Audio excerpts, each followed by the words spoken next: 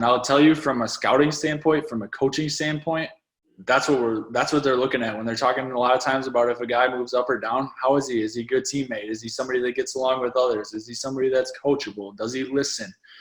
And a lot of times that could be a deciding factor of if you get moved up or if you don't.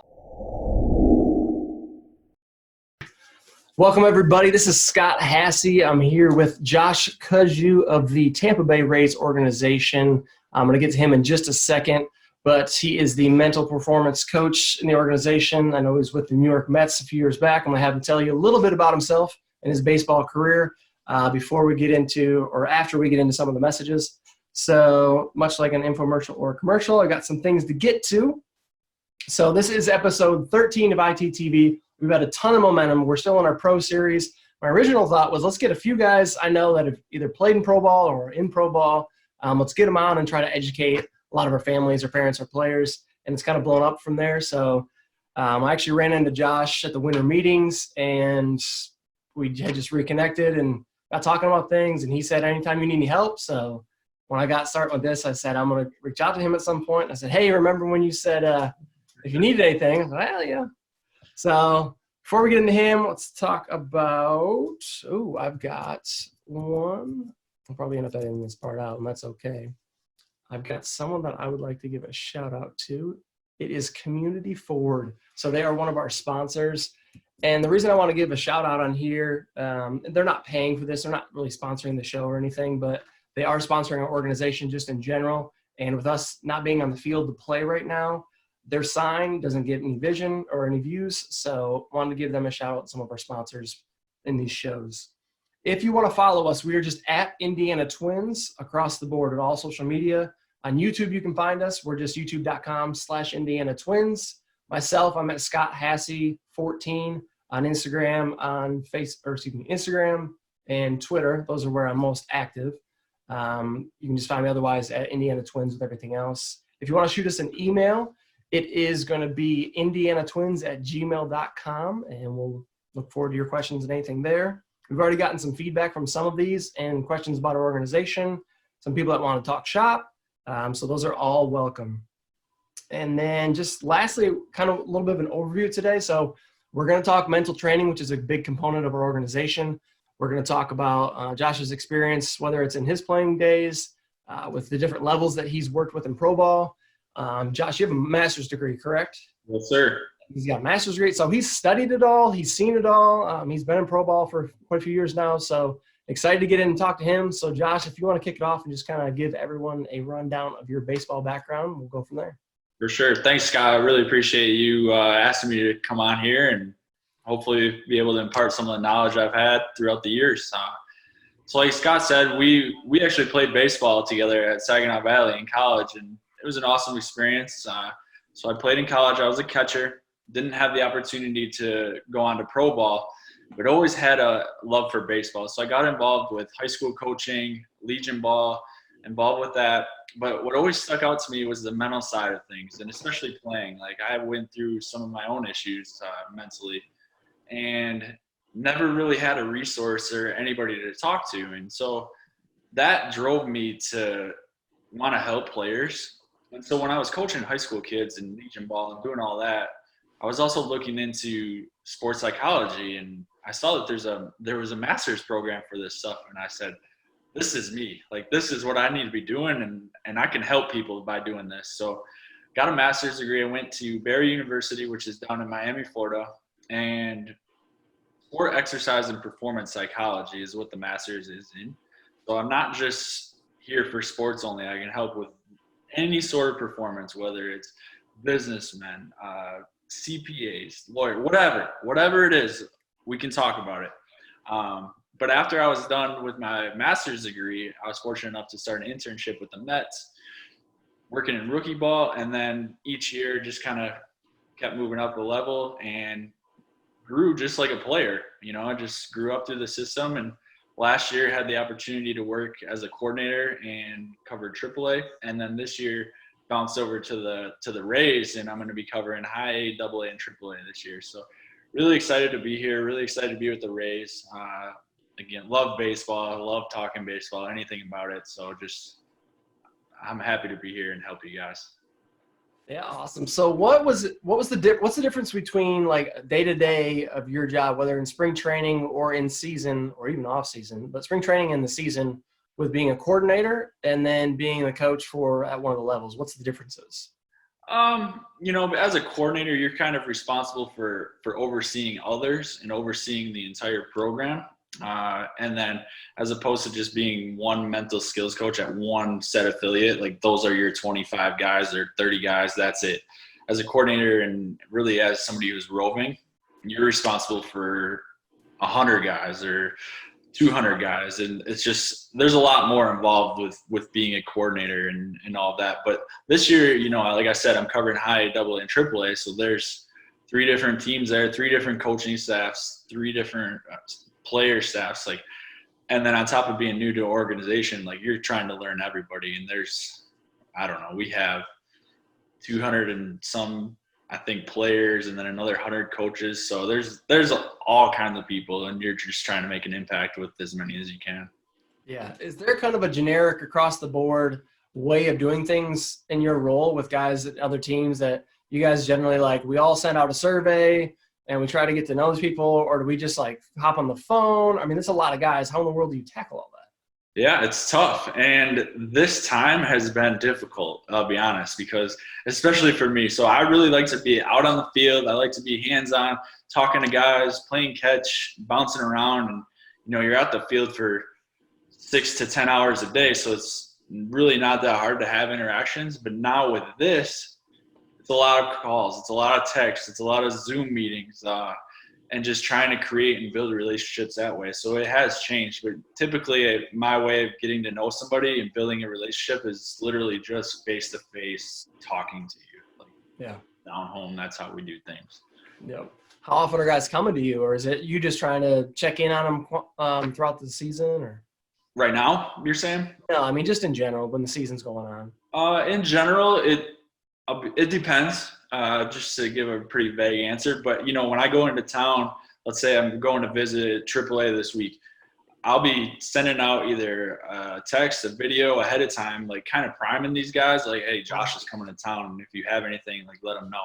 But I also follow up with guys, texting them throughout the week if we've been working on things, or, hey, how you doing? How's the family? The last time we talked, you said that this was going on. Just wanted to see how you're doing. So it's a lot of checking in with guys and seeing how they're doing. And, once we get to know each other, and so like with the Mets, after a few years, guys would reach out to me a lot more. Just like, hey, Josh, this is going on.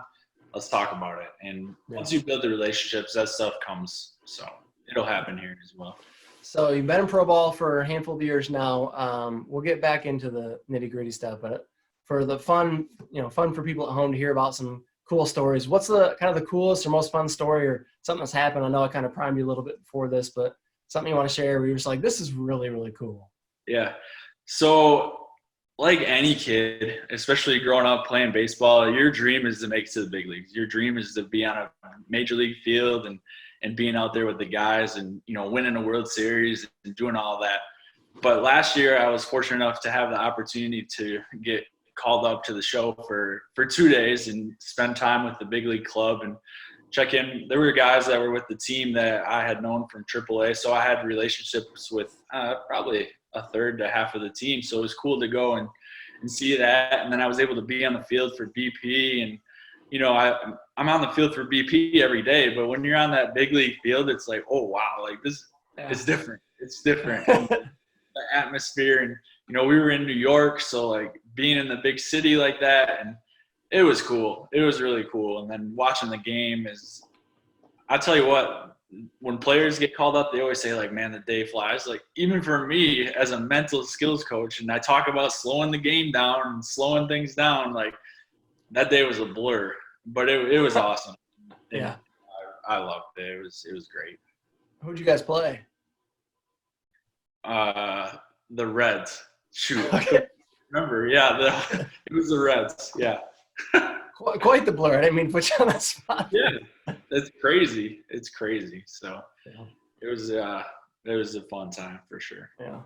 Well, speaking of slowing the game down, getting kind of back into what you do. So one of the ways that we teach guys that they can slow the game down is through their breathing. So how important is breathing just kind of in general? And then, do you spend time where you teach breathing to guys? Do you have them work with other staff and then you kind of combine with them, or what's going on there with the breathing?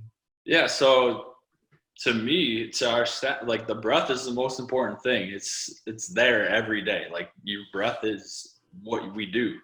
But we do it without even knowing it. We do it involuntarily. Like it's just natural. And so what I talk about with players is using the breath as an anchor, using the breath as something to come back to when you notice that the game is speeding up. But the important thing to remember here is with really any sort of mental skills, stuff takes practice. Like we can't just go out on the field and, game's speeding up, let me take a breath. That's not how this stuff works. It's like weight training. It's like speed training. It's like anything. We have to practice it. So to answer your question, yes, we do practice it. And we practice it by either having meditation sessions, mindfulness training, anything like that. But a really simple exercise that we really try to do with guys is just a simple inhale through the nose, count to 4, pause for 1, and then exhale to 5 or 6. So the reason that we exhale to 5 or 6 is because on the exhale, you're activating your parasympathetic nervous system. And by doing that, it causes your body to relax. And that's ultimately what we're trying to do. And when we talk about slowing the game down and doing all of that, we want to train ourselves so when we are in those moments where the game's speeding up or it's getting out of control, to be able to get back to that anchor that is our breath that we practice and ultimately relax, because that's what we're trying to do out there. How often do you think you practice it or have them practice it? I would say a couple times a week. So, I mean, we were just starting to get into the swing of things here with spring training. And, as far as like a big team type session, it's tough to get all the guys together. But when we do have the time, we get it in. And then individually, it's a very, very common thing that we talk about with guys. Yeah. What was the other way? I think you had it on your video that you just posted on Twitter. I think it was Twitter. And was it Twitter or was it Instagram? Where did you post that video? All of it. Oh, all of it. Okay. And on YouTube. Yeah. So you were talking about there's the breathing mechanism with kind of the count, but then if you don't like counting, what was the other one? As far as just like, breathing? Yeah, there was something that you said you can say instead of counting like in 1, 2, 3, 4, you can say something. I wasn't me, man. Okay. Well, maybe. Sorry. I could have swore it was. Yeah. Well, maybe you went off on some great tangent that you don't remember. You can give yourself something to say. You can have a verbal cue or something like that to lock back in. That absolutely works. But as far as like in place of a breath, like I really like to stick to counting. And yeah. Really simple. So because you talked about not ever doing any type of mental skills or training, having any background in that. And now you're talking about doing things like a meditation. Do you lead those, or like how in the world did you start going down that? Like, was that uncomfortable? Was that weird? Is that something you're really good at now? Or yeah, it's at first it's uncomfortable. So you get trained by doing it. You get trained by reading and researching. Like I'm not just going up to guys and all of a sudden like, hey, let's go meditate today. Like no, I spent a lot of time researching, looking up who are people that meditate, learning from yoga masters and learning about how to breathe. And we did a Zoom call a few weeks back with somebody who was a breathing expert. So it's constantly learning and tweaking that type of way about doing things.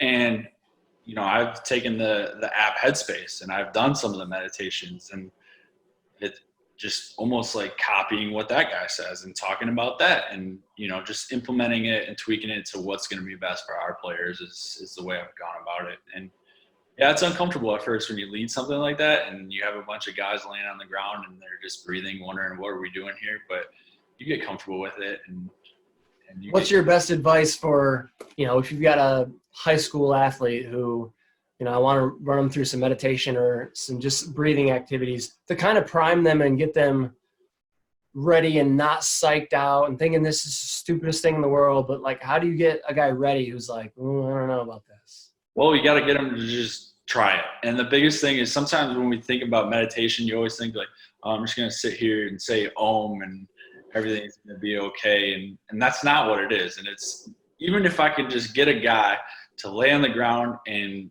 sit there, that's a win for me. That is a win.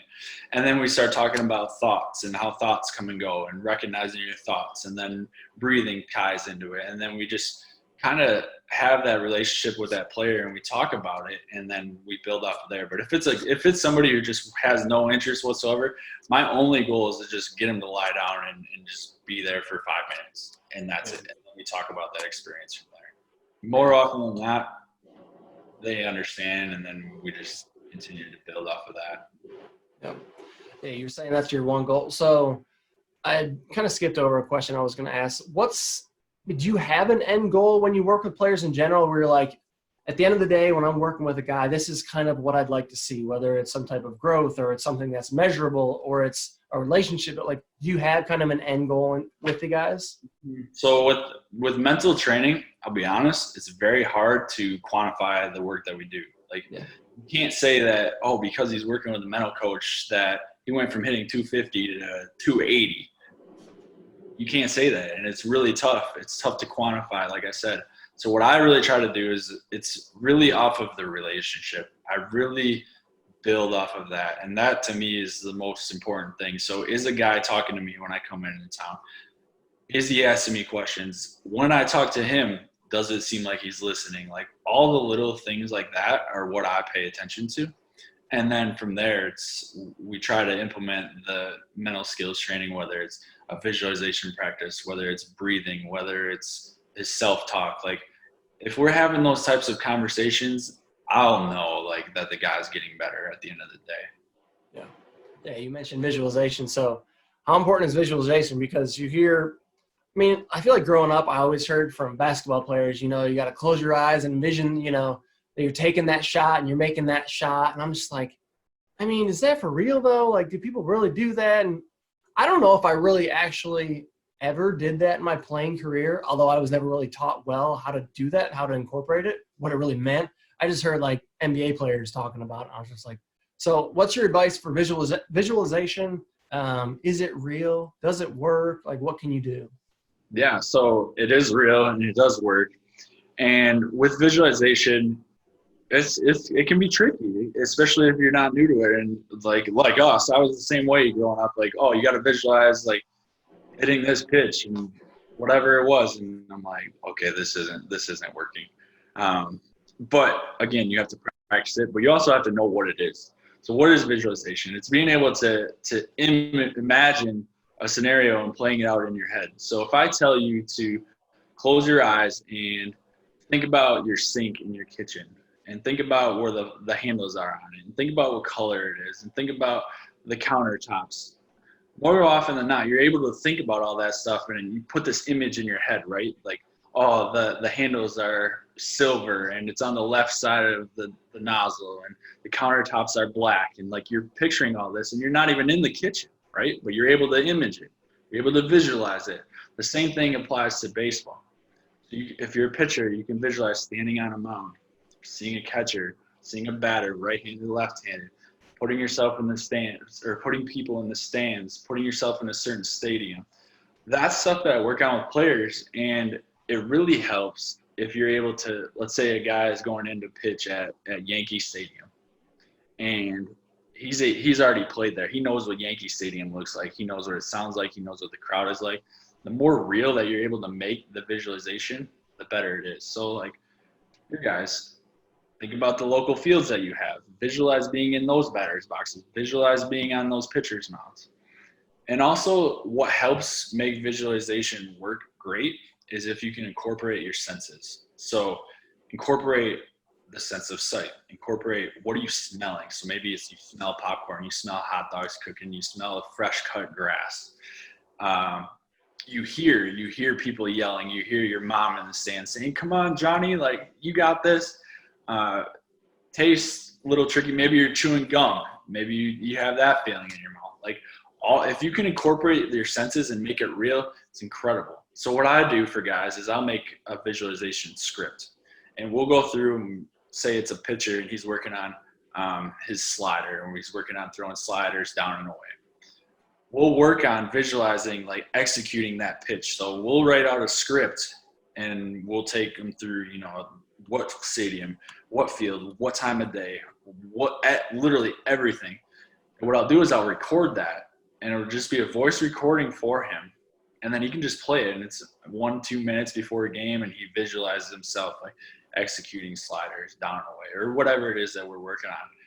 And it's very helpful. It really is. And it's a way to get reps without doing anything physical. Like, you can sit right here with your headphones in and get those reps. The mental reps are just as important as the physical ones. And obviously there's no wear and tear if you're just sitting here.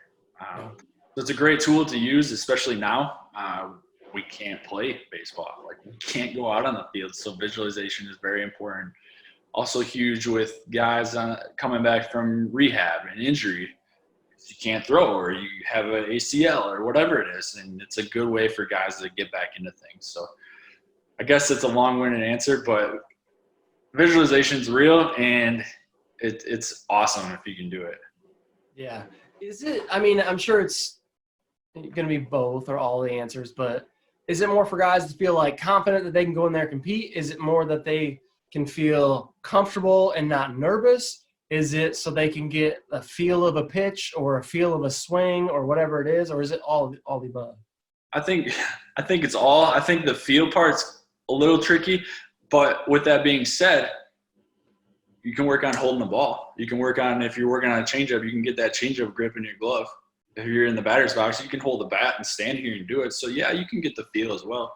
So to answer your question, yeah, it is all above. It just kind of depends on the guy and what he's looking for, Yeah, makes sense. Yeah, it's amazing how it sounds so simple now that I'm thinking about it, but I just really hadn't thought about it very much, and obviously never practiced it before. We didn't have anybody to talk about it. Yeah, exactly. I mean, that's what it comes down to. I think if we would have, and not just us, but like just in general, if more people talk about it, then you're going to do it. Somebody will pick up on it. Yeah. And if you don't, then it's like, well, Jimmy over here is doing visualization. Why aren't I? Like, he's getting better. What do I need to do? So I'm wondering, thoughts just keep coming to me. So I'm trying to think of the times when I might have most needed it. It was probably like a bigger game, or because some people, when it's a really big game, they're just like, okay, I'm going to show up as soon as I get in the bullpen. Like, I'm speaking from a pitcher standpoint. Yeah. But as soon as I get in the bullpen, like, I'm zoned in, like everything just, for me, when in the biggest games, not necessarily like a competitive game, but like I remember whether it's my first game of the year or my first game in college, or first game in a summer league team, that maybe not even that, but just that first time out there was probably when I would have used it. Is there a most common time when players use it? Like, is it, the outfielders use it more for their hitting, or infielders use it for, I don't want to make a bad throw, or pit? Is there like a more commonality that you're seeing as far as visualization? Who's using it and what for? I don't see a big commonality. I've had more work with pitchers with it, to just be honest with you.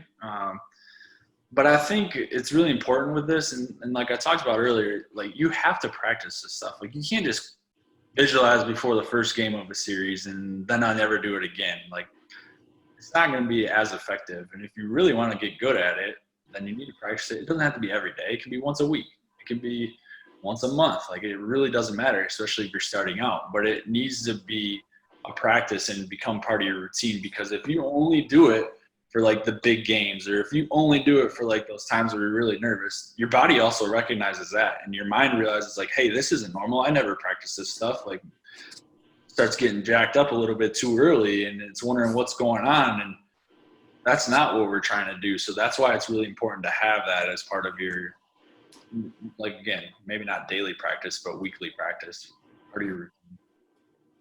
Yeah, so I want to segue to kind of the education component, away from the players, but to the coaches. So obviously as a coordinator, you're probably helping a little bit with that.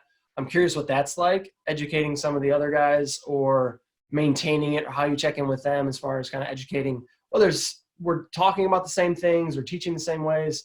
And then also with other coaches on staffs, are you the go-to and they just send them to you? And hey, if you're going to work on visualization, if you're going to work on mental training, that kind of stuff, just go talk to Josh? Or is there an integration piece where you're teaching the coaches how to kind of integrate that? How do each of those work? Yeah, I think it sounds like you're almost ready to do this job. Like, you did it. So it's a lot of everything, to be honest with you. It really is. right now, how it kind of works is the coaches send them to us if they recognize things that are going on. And the coaching staff is great here as far as going about that. And we're also trying to, and not just here, but in general, like implement train the trainer type of model where we're teaching these coaches not how to do our job, but like what are some things to look for? What are some things that you can notice? Because quite simply, we're not there all the time. So I come into town for 5-6 days on a visit, and then I'm gone, and I won't be back again for 3 weeks to a month. That's just how it is. So these coaches are there with these guys every single day. So we really try to help them understand mental skills, understand breathing techniques, understand visualization, understand self-talk, those type of things, so that if they see it, it can just be brought up and maybe not corrected, but at least acknowledged. And then they can send me a text after and say, hey, working with this guy on this, and go from there. So the coaching staffs have been great as far as, understanding where we're coming from, but I don't really try to force what we do down anybody's throat. I want to learn from the staff because they have years and years and years of baseball experience. And the more that we can pull from that and learn from them, and then just kind of like sprinkle in a mental skills idea or topic in here, like, oh, hey, maybe if you tweak this, that would help. And I really try to draw off their experiences because nobody wants to be told how to coach. Let's face it. Like, that's not what we're trying to do. So anything that we can do to implement that is helpful. But the staffs have been great here, and my previous experiences, like most people understand because they either played or they've been in the game for a while how important the mental side is, so that they're willing to learn and take on as much information as possible. Would you argue, you might be slightly biased, but would you argue it's one of the most, or is it the most important thing in professional baseball? It's one of the most. I'm not going to say it is the most, but it probably is. Like it definitely needs to be practiced. I'm not going to say it's more important than getting cage work in and hitting off the tee or throwing sides or whatever else. But I think the mental side is something that definitely needs to be trained. And with baseball, there's so much downtime that I think that we can make time for mental training. So it's one of the most. Yeah. Well, I'm glad to hear that you guys are doing the model of trying to educate kind of on a surface level the coaches, because one of the certifications I got last year was On Base University through pitching and hitting. I just had the pitching side, but I know they've worked with a ton of major league teams to get a simple screening that a coach can do real quick to say, hey, I've got a pitcher or a hitter who seems to be not moving as well or something's off. Let me do a quick screen that's going to be just a few minutes. Then I can kind of quick recognize and then basically refer to the specialist. Mm-hmm. Or maybe there's a quick tweak I know as a coach that can fix that thing. Mm-hmm. But if not, then I have a way to reference, hey, there's this thing going on. Can you look at this? As opposed to, hey, he doesn't look right. I don't know. So that's awesome that you guys are doing that. Yeah, we're trying. And it's really important to get on the same page with terminology. So that's why I really like to work with the staffs too, because I want to be talking about the same thing that they're using as a hitting coach, as a pitching coach, as a strength coach, whatever it is. Like, we got to be on the same page. So I really have to have solid relationships with everyone. So, yeah. How many years ago did you get into pro ball?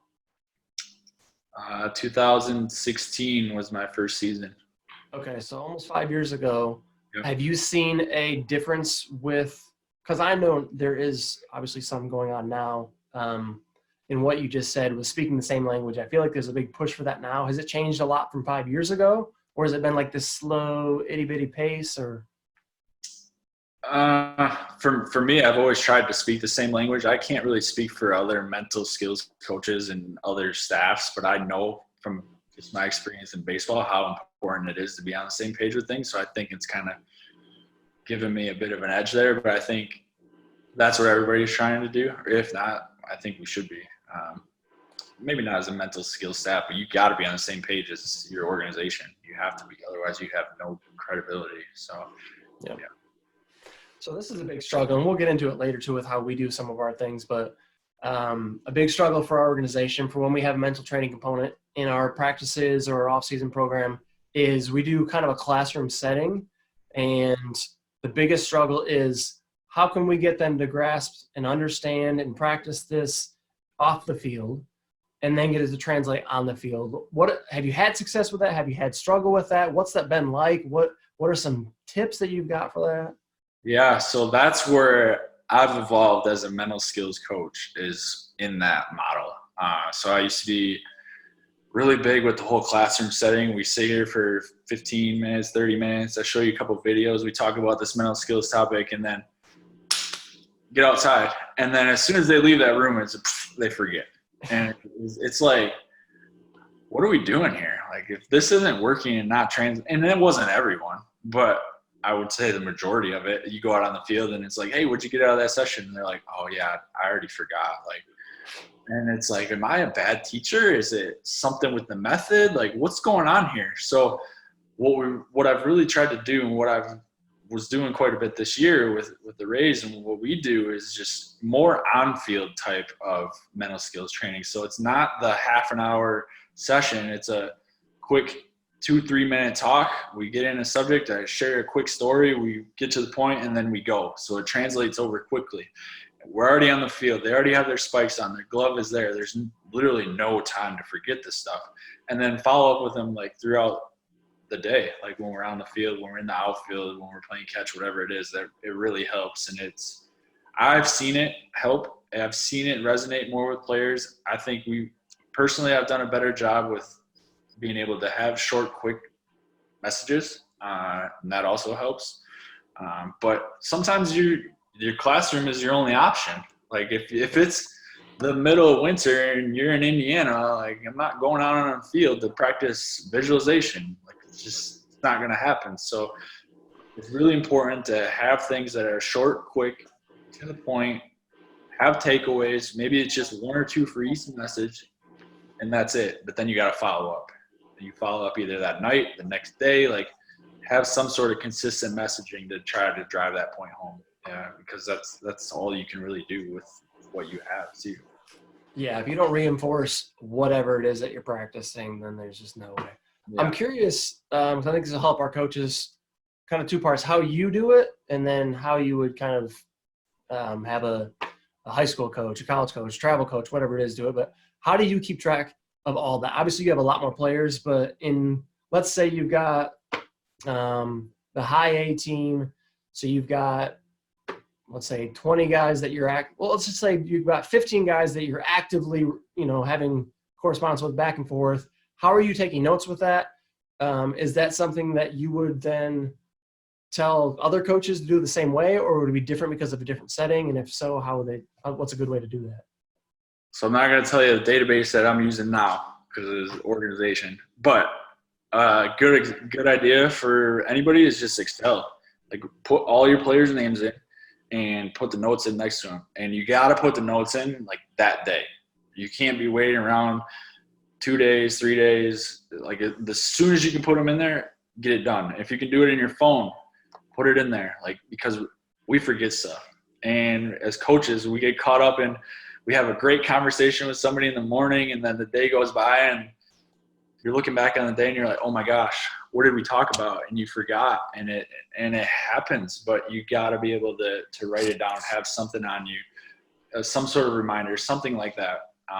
But you have to have some sort of database, Excel spreadsheet, something where you're keeping track of all this. And so I really like to have something like that too, just for personal information on a player. So for example, if a player says he's getting married this off season, I don't want to go in the next time into town and I see this guy and say, oh, how are you doing? I want to go in and say, hey, how's your fiance? How's the wedding planning? And creating that relationship and that understanding, that caring is huge. So you have to have some sort of way to keep track of your notes for sure, and do it daily. You have to, whether it's right away in the morning or after practice, like, find a way to get it done.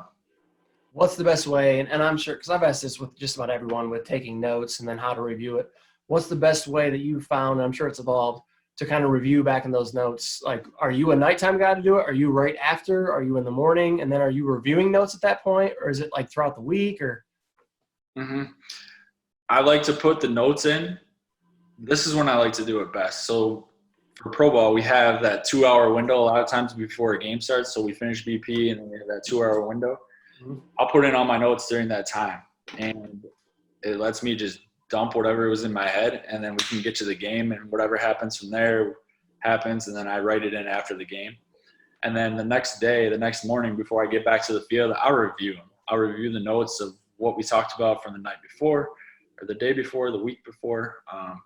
And then also before I get to an affiliate, I'll review like all my affiliate notes of what we've been working on. So that way I'm just like refreshed and up to speed. But if I was a high school coach and, you have your 15, 20 guys, like, I don't see why you can't review it every morning or every day before practice or whatever works for you. I mean, if you're really sharp upstairs, which is awesome, then maybe you only need to do it every couple of days. But just speaking from my own experience, I would suggest daily. Yeah, that's good. I think one of these questions got answered, but do you teach – I had never heard of this, but do you teach any PMR, progressive muscle relaxation? I just didn't know the name. Yeah, I've done a session or two where we do that, and we go through and you close your eyes, and it's a breathing exercise, and we do that where you tense up. You tense up the literally go through from the head down. So you tense up the forehead. You go like this, and then you relax, and then you do the jaw, and you clench your jaw, and then you relax, and then when you go through your body. So yeah, we've done that before, and it's one way to do a breathing exercise, a relaxation exercise. It works. Yep. There's hundreds of different things out there. I was going to say, has there been one that was like just by far was just so well received that you're like, wow, I have to keep doing this? And then the other end, was there one where you're just like, everyone was like, this was worthless? I've never had anybody tell me this is worthless, so I don't know if they're either afraid to or it's just been helpful. But what's really helped is just like going through a full body scan of you sit there, you close your eyes, and it's similar to the PMR, but you just go through and you notice any sensations, any tension, any sort of soreness. Like you go from the head down or from the feet up, and you can just go through and take your time and do that. And that's something that's been well received with players. So that's, I would do a full body scan, you call it. Yep. I think it's just a good way to get in tune with different areas of your body too. I mean, I remember doing that. It was a long time ago, but that was really helpful. Yeah. All right, let me see if there's any other questions real quick.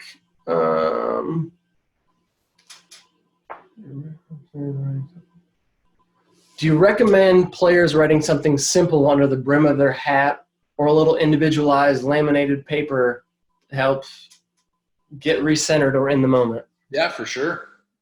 Find what works for you. Maybe you're working on pitchers, first pitch strikes. So I write in the below my cap, first pitch strikes. I've had guys where they stitch it on their glove, whatever it is that we're working on, fire it in there. I don't know, something like that. Whatever it is that's going to trigger you to do what you need to do, go for it. We have guys who they'll take an index card and they'll write down, why do I play this game? And then they put down their reason below it, and they post that in their locker, and it's there every day for them to see that. And it's just a constant reminder.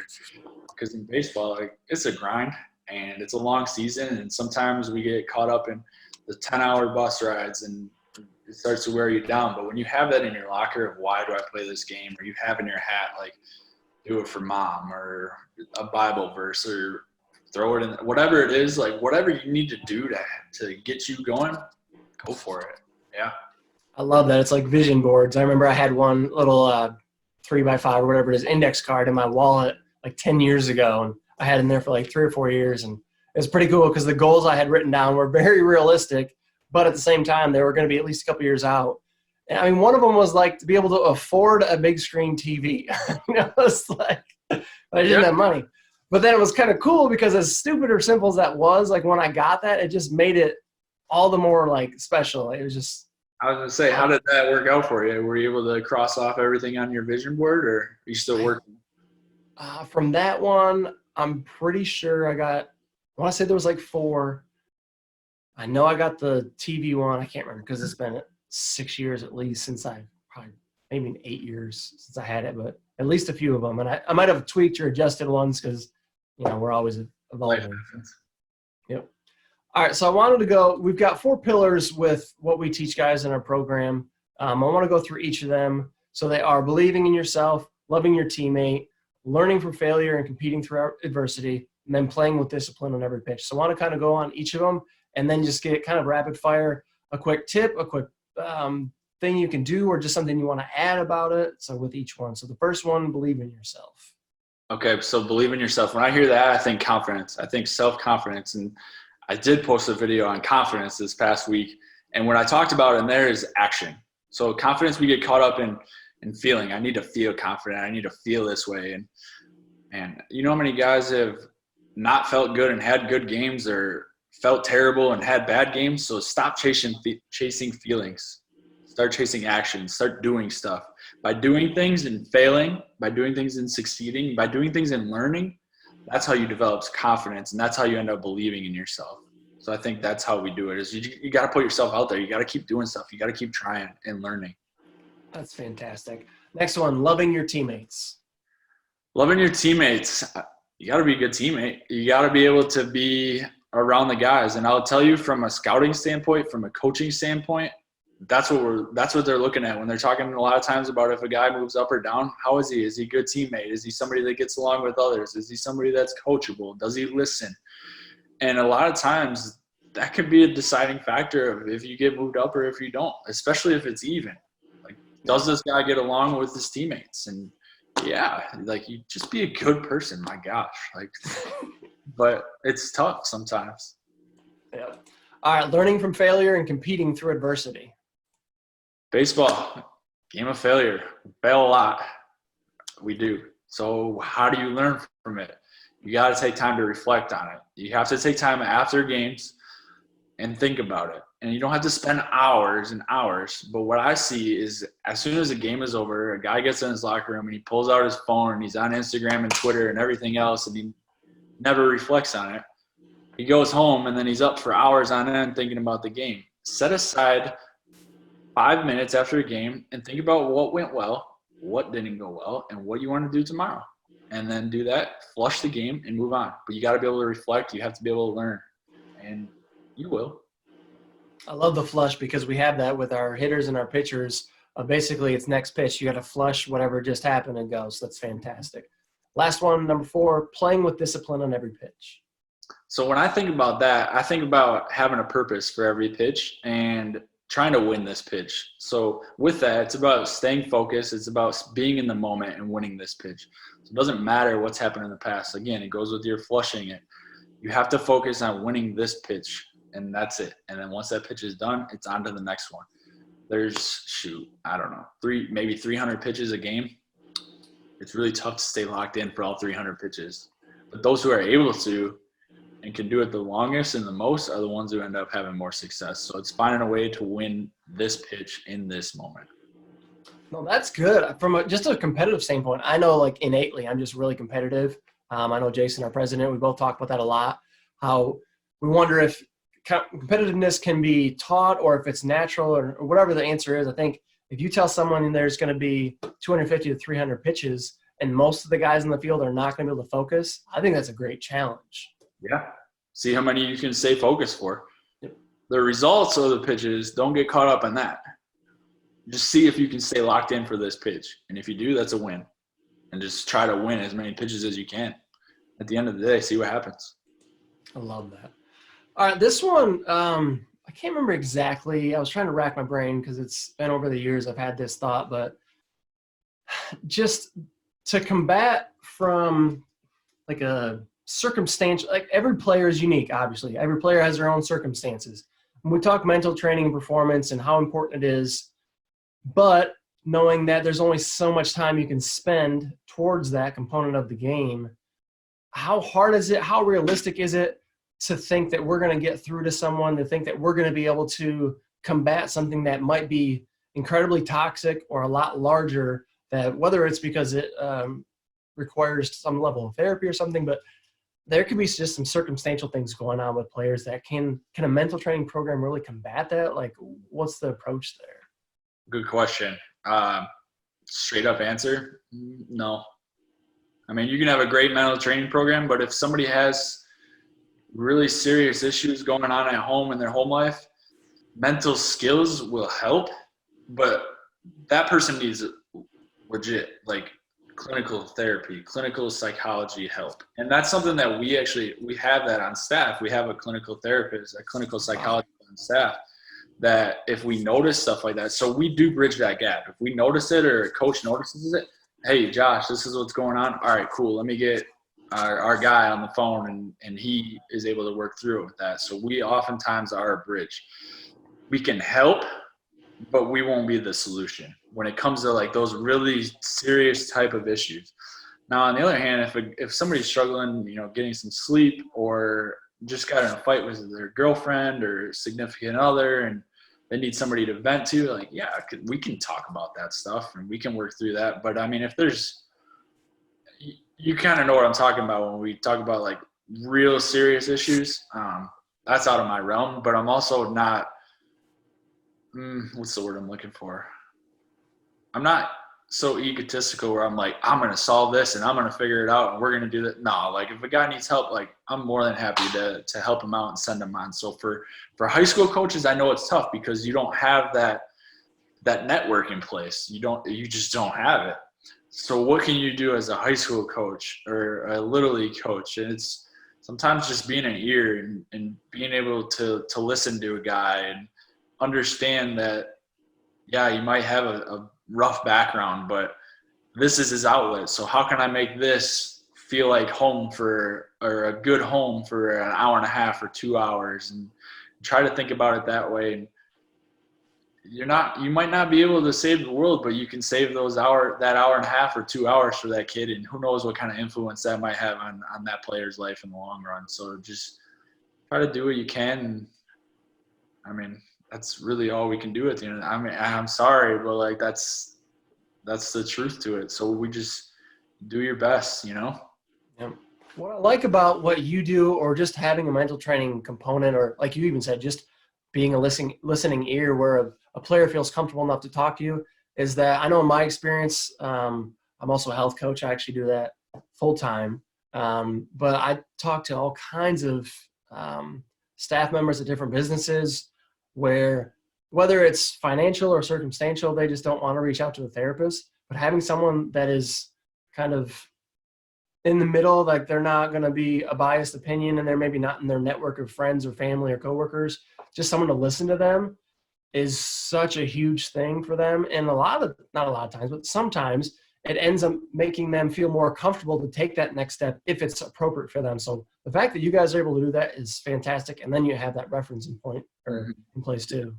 Yeah, it's awesome. And guys are, when you first start off and the program is first starting out, so like guys are hesitant because it's like, if I go talk to Josh, is he going to go tell the GM what's going on? Or is he going to go tell the coaches, is this going to affect my playing time? So there's a lot of hesitancy at first. So you have to build that trust and you have to build those relationships. And for some guys, it takes a while. For some guys, they don't care and they just want somebody to talk and listen to. So it just, again, depends on the guy. But yeah, it's not an easy like system. Like if you were to just jump into a new organization or a new team, like it takes some time to build that trust. Absolutely. All right. The next question, I think we got 2 more questions and then we'll go into, I'll check these as well, but so this one, let's see. I want to try and summarize it because it's a little bit lengthy because it's actually pretty difficult. It's a pretty dynamic question. So how do you teach players to get their focus off of the scoreboard? I want to hear your opinion from what you do with guys with pro ball, because there's a lot more attached to it. And then also with youth, amateur, college, that kind of thing. But to get their mind off the scoreboard, off their batting average, off a radar gun or their ERA or their stolen bases, those mainstream stats and those things that a lot of times from the pro level affect their money. From any level affect playing time. How do you get them to shift the focus from that to things like being a part of a good team, a team player, and flushing, things like all that? How do you manage that? So everything that you talked about right there, batting average, runs, radar gun, stolen bases. Those are all outcome-based goals. Outcome. I try to get guys to focus on process goals. What are things that you can do in this moment? So, for example, when this pitch, you can control that. You have control of that. ERA, radar gun, you have some control over, but an ERA, there's nothing you can do. If a guy makes an error behind you, there's nothing you can do about it. So what are things that you can control? So first go through and identify everything that you can control.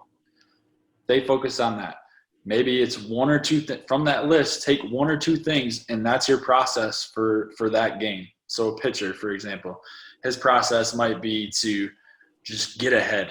See how many times you can get ahead. So that pitch, throw that fastball, get ahead 0-1. I don't care how you do it, get ahead. Like, that's it. It's not about strikeouts. It's not about ERA. It's just getting ahead. So changing your focus from outcome goals to process goals is really the biggest thing. And in pro ball, it's tough because, yes, there's money involved. Yes, there's the playing time and moving up levels. And it is really hard to get guys to buy into that. But once you do, you can see their progress take off. So the question of how do you help younger kids and high school guys and little leaguers get off of it is just like find one thing to focus on outside that is within your control and really help get as specific as you possibly can with that and make that your only focus for that practice, for that game, whatever it may be.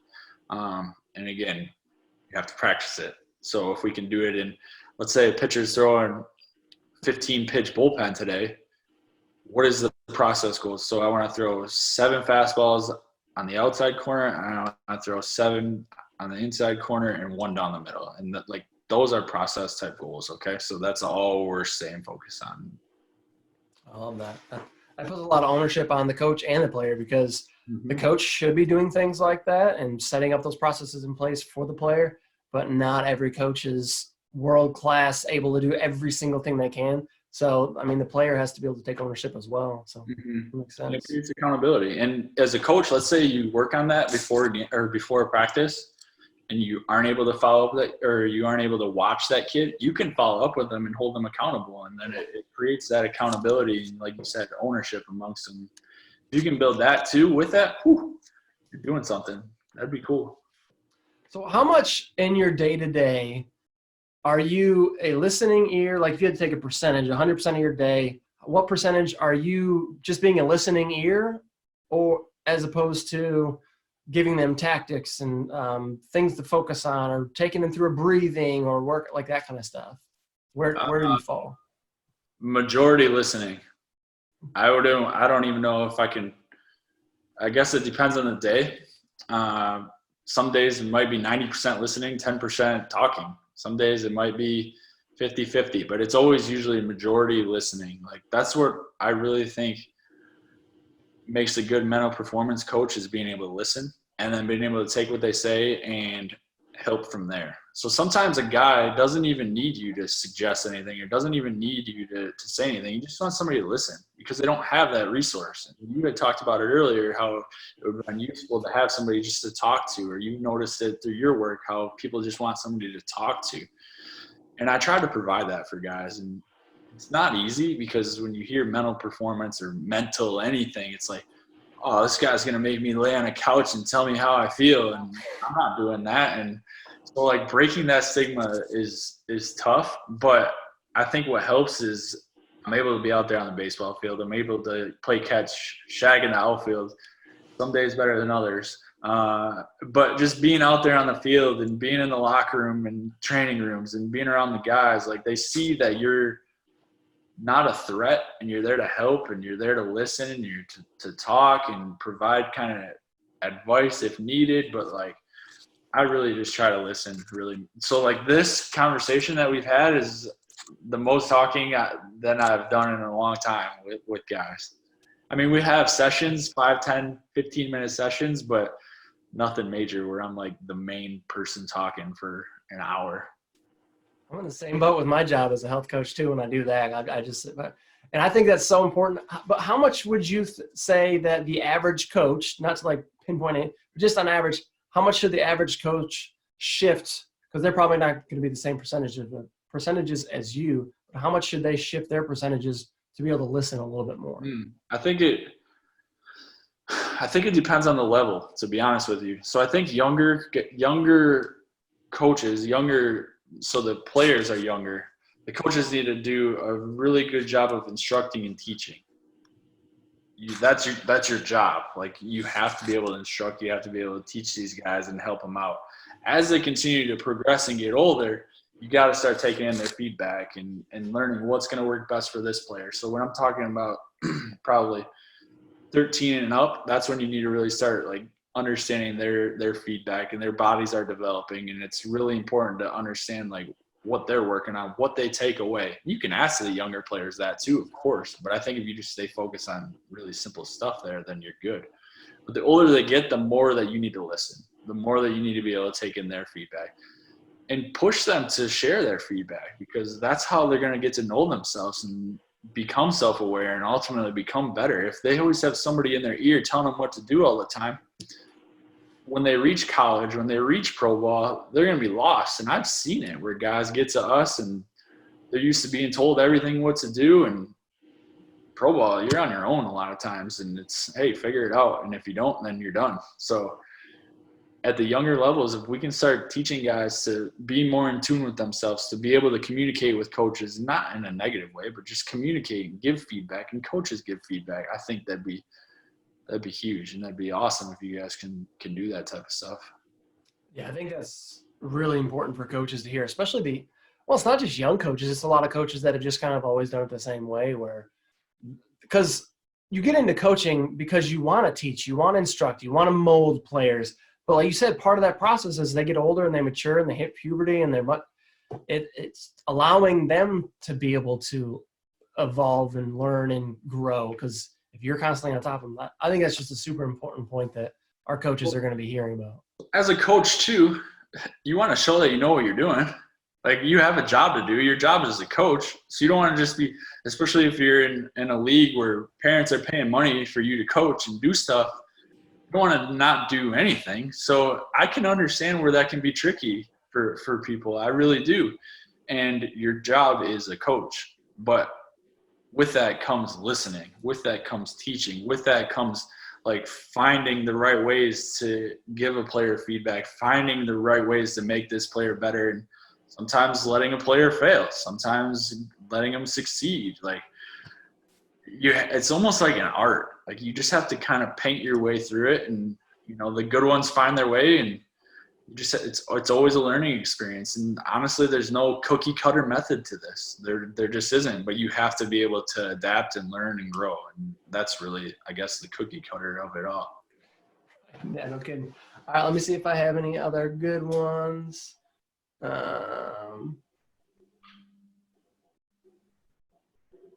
Someone wants to know who you've worked with.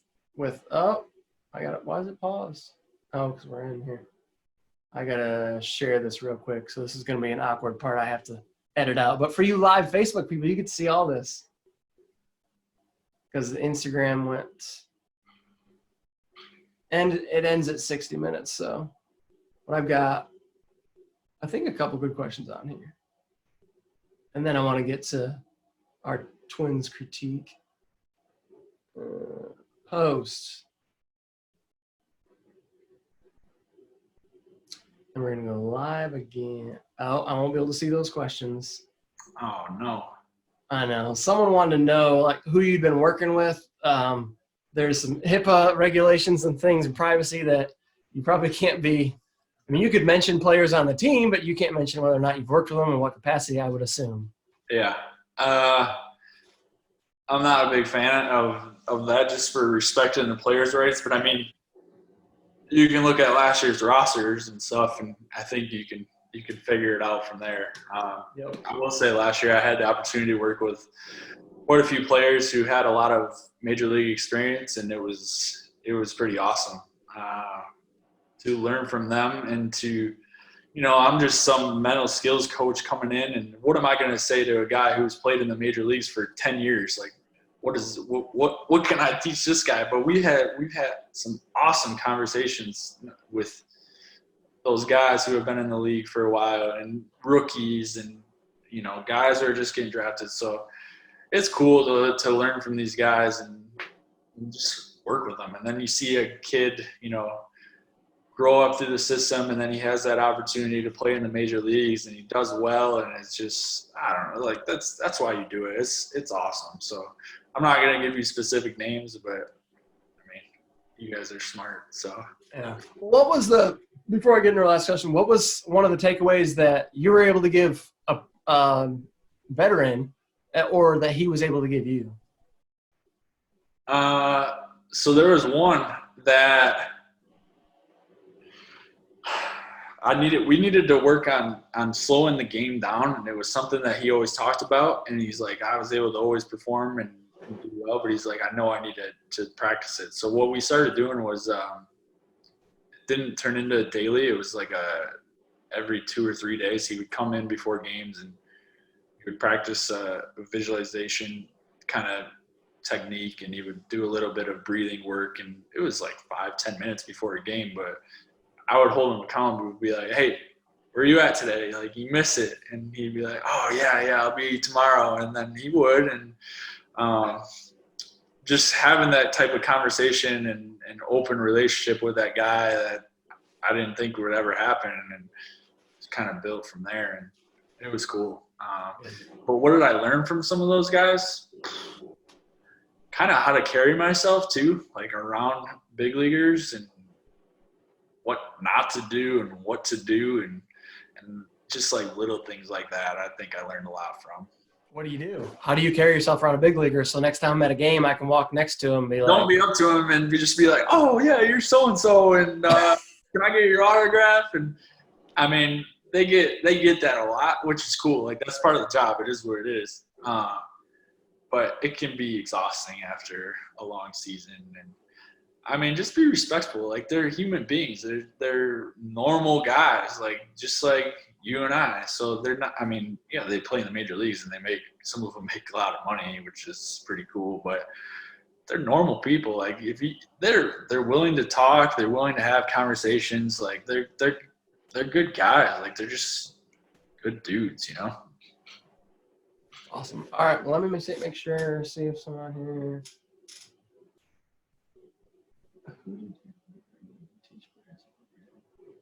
Oh, it said, who did Tampa Bay bring in to teach players about breathing? Is that just any of the skills coaches can, or do you guys bring people in for things like that? Yeah, or no, it's just us that are helping the players out with that. We don't have anybody that we've brought in from the side to do it. Gotcha. All right. So this last question is, we call it the Twins critique. So it's a chance for viewers to kind of get exposed to what we do as an organization, and then kind of talk to the experts about, their opinions, feedback on what we do. If we do it well, if we're not doing well enough, if we can add or tweak or change things around. So what we have is, the two big takeaways from our organization are, number one, we're having everyone speak the same language. Josh and I talked about this today, having everybody speaking the same language. So whether it's our 8-year-old team or our returning college guys that are coming back, or the high school coaches or instructors, they're all speaking one language, which is incredibly important. And unfortunately, it's rare in a lot of teams or organizations, but it's something we pride ourselves on. And then the other thing is just our off-season programming. So it's 20 weeks. We've got hitting, pitching, mental training, performance training every week for 20 weeks, whether it's part of their practice or their training or whatever it is. And then we've also got a catching camp. We've got infielding, base running, outfield. So we pretty much try to have everything under one roof, so there's no reason to ever go anywhere. I want to get your opinion, Josh, kind of on the mental training aspect of it. I told you a little bit about what we do beforehand, but it's, there's a component where we're doing like a video aspect. Then we're doing maybe some activities. There's some take home, having some discussions. I really like what you said about holding the players accountable or taking notes, but is there anything that you would add or tweak to what we're doing from the mental training aspect? First, I love that you guys are doing anything at all. Just raising that awareness about the mental side of things is huge. Like, just talking about it is big. So I've noticed a trend. Guys coming in, especially from a lot of these college programs, have been exposed to mental training of some sort at their universities or even in high school or younger. But I love that you guys are just talking about it. So I think my biggest suggestion is to find like short little videos that on the internet or YouTube or whatever it may be, and send them out and just get guys thinking about it. It doesn't even always have to be necessarily mental training. It can be motivational videos or just anything like that, or something you come across. So there's stuff I've seen with like Tiger Woods talking about his approach shots and stuff like that. It doesn't even have to be baseball. Like just anything that you see from a mental side that you're like, oh, like guys would like this, send it. Create the content. Create that resource. Get feedback. And it doesn't have to be inundated every day or whatever. Maybe it's part of your like weekly curriculum or something like that. But be consistent with it. That's my only thing. Like, don't start mental training and do it for 4 weeks and then never hear about it again. Like, whatever you set out to do, just do it and be consistent with it. It doesn't always have to be great, but it has to be consistent, and then it will become great. I like that. So kind of adding to our bit, what I'm thinking is from our standpoint is taking the videos, keeping them diverse, and I'm sure, fresh and new, but then from a feedback standpoint, because this would be good for our coaches that are running it, and also for our, we've got a handful of guys in our organization. Our president, Jason Kleinmore, another board member of ours, our treasurer, DJ Payne. Shout out to those guys. DJ did so much of it a few years back. But what would be a good way to get either player or coach feedback or both to make that better? Ask questions. Ask them if this is helpful, if it was useful, if what it is that they need to work on. You can ask me like anything that I've seen over the past. So one thing too, when I have sessions, and especially lately, it's like I talked about before, is learning from the people who have the experience. So talking to your coaches that you already have and asking them, okay, what are guys kind of exhibiting that you think they need to work on from a mental side? Or, we're working on makeup or mental toughness, or this guy gets really down on himself easy. So like you hear those type of things, okay, I can build a curriculum around that. I can find stuff on that. So ask your coaches. They're the ones with the expertise, and they might not necessarily know the correct terms of mental skills and all that, but they have a pretty good idea of just like recognizing some things. Oh, that is really good. All right. I think we've got a ton of takeaways from here. I was told that this is going to be maybe the most important conversation we have with someone, because it's such a big part of our organization. So I appreciate it. And then is there any closing thoughts that you have or anything like that? Biggest thing, I got to say thank you to you and the Indiana Twins for this opportunity to come talk with you guys and share what I know. It's just my experiences, my knowledge. There's many different ways to go about mental skills training and going and how we do this. But I think that you guys are headed in the right way, and I love that you guys are just talking about it and want to have that discussion. And again, I'm more than excited to have these types of talks. And like I said at the beginning, I'm a baseball guy, so I'll talk shop anytime. So I appreciate you guys for having me on here. Yeah. Where can people follow you? I know you've got some stuff going on YouTube, so if you want to tell them about that. Yeah, I have really Instagram and Twitter right now is my biggest thing. I haven't started a YouTube channel, so kind of working the kinks out with that. I might ask you a little bit about how you do that. But Instagram and Twitter, my handle is Josh_Kozuch, Kozuch. You can also search that on YouTube or Mental Performance Coach. That's where I go by. And, yeah, you can find me on either one of those methods. I think, Scott, you tagged me in some of the stuff on Instagram. So, yeah, feel free to check me out, follow me on there, and be happy to have more conversations with you guys down the road. Yeah, the biggest feedback on YouTube is what you gave us and our players earlier is keep taking action. That's about it. So definitely go follow him. Yeah, thank you. All right.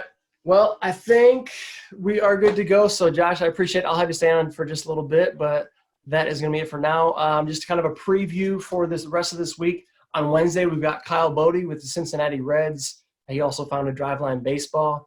And then on Friday night, we've got Randy Sullivan to kind of end off the week, still in our pro series, guys that are heavily involved in pro ball. Randy Sullivan runs the Florida Baseball Ranch, formerly was the Armory, and he's out of Florida. So I'm really excited to talk to those guys, and look forward to seeing you again, 8:30 live on Facebook, live on Instagram, p.m. Eastern time. We will see you there. Thank you, everybody.